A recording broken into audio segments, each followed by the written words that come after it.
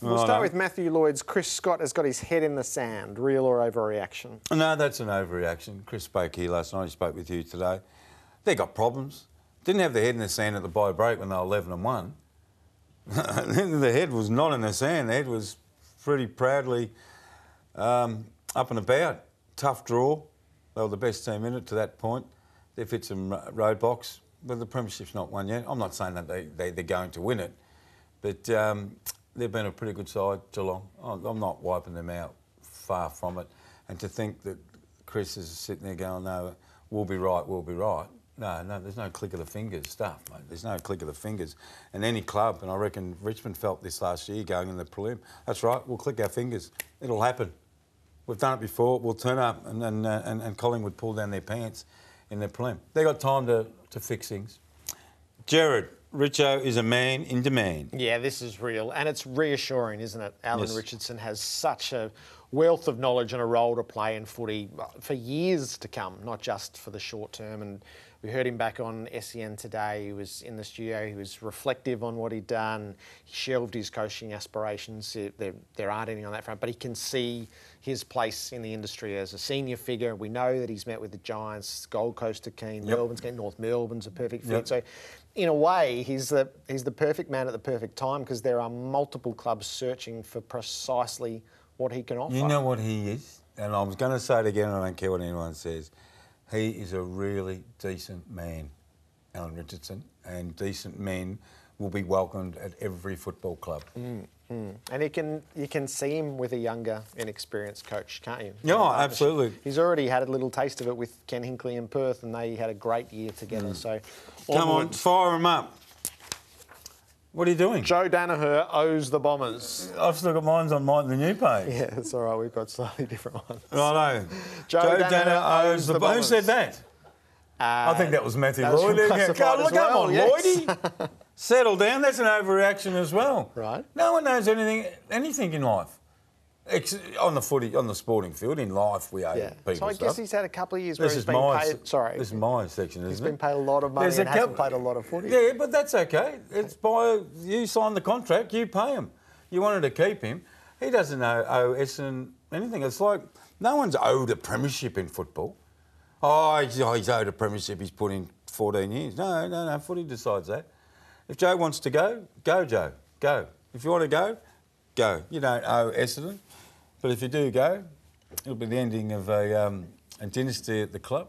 But you don't know Essendon. Jared, Ruffy must get a farewell game. Yeah, this is real. These aren't hard. This is easy. So it was...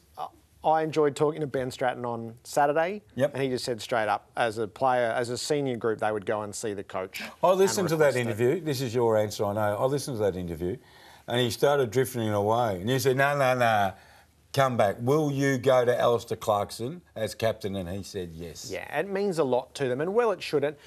I know it's been sort of suggested that Clarkson's not sentimental, but when he sat there, he said, there is sentiment in footy, and I thought that was all about Roughhead. And they've got this fixture in round 22 against the Suns, which can either be a sleepy, no one cares affair, or it can be one of the great events in the club's history. They're the family club. Roughhead has made such a contribution, and there's the most obvious chance to honour him, and I'm sure they will. I don't think this is even a debate. Were you curious about Dermot's comments? Yeah. But I do think he was making the other case. I think in his heart he believes Roughhead should He's not play. that ruthless, Dermot. He's a ruthless competitor. But he made the case as to why at Hawthorn, if you play, you knew you deserved it. You earn your games. But I do think that he does deserve it. And we were just in talking that about game, footy. his place will be fine. People don't deserve anything in football, eh? So Ruffy does. Well, now the spin-off to that is Shaun Burgoyne should go to the Suns. Was this Lordy again?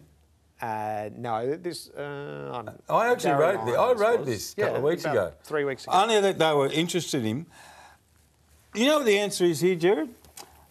I wrote down, I don't know, because I am not going to sit here and say to Shaun Burgoyne or about Shaun Burgoyne what he should do or not do. That's not my right. You know, we all talk rubbish sometimes, but he has got absolutely every right to decide whether he wants to go to the Suns or not. If he does, I will be pleased for him and his family. and I'll be pleased for the Suns. If he stays at Hawthorn, they give him another year, I'll be really pleased for that. So whatever Shaun Burgoyne wants to do, I will be supportive of that. It's the first time I've ever said I don't know. Jared Blake CARACELLA could be Essendon's next coach in 2020. No, you can't have that as an addendum. Right. At some point in the future, I think this real is real. I think this is real. Yeah, so do I. So I really like the move of bringing him back. He was contracted still for Richmond, so it's a proactive step that he would move back to Essendon. And if Essendon... So if Ben Rutten is their senior assistant, then I can make the case that Blake CARACELLA is better equipped to assume the senior job than Ben Rutten. You'd put them both through a process and make a decision if the job did open up. I can see it. I'm actually slightly more interested in your answer. Could you see it? Blake CARACELLA? Yeah. I see succession planning all over this. Yeah. It's really interesting. Dan Richardson went from Richmond to Essendon as head of football. He's recruited Ben Rutten from Richmond as defensive coach. He's recruited now Blake CARACELLA back to Essendon as whatever he was, ball movement coach, whatever, if that is a coaching title. So they're liking a lot what Richmond did. The fact is, they offered him a lot of money to go back to Essendon. Richmond couldn't match it or decided they didn't want to match it, and they can't do anything about the fact that he's leaving. Are they totally happy? No.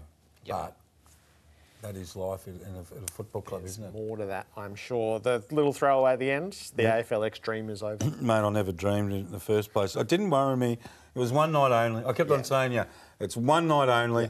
I'd never had the dream that it would, take the world by storm. The only person I know who really loved it was Jack Revolt. He loved it. He did. Do I care that it's gone? No. I tell you what I do care more about. The Irish International Series. Yeah, I think that's on hold as well. Yeah, that's on hold because I think the Irish Series, after they cleaned up the violence, I think the Irish Series has been really proactive in recruiting Irish players to Australia, and I think that's been a really good success. So I think that's a far more important story than AFLX.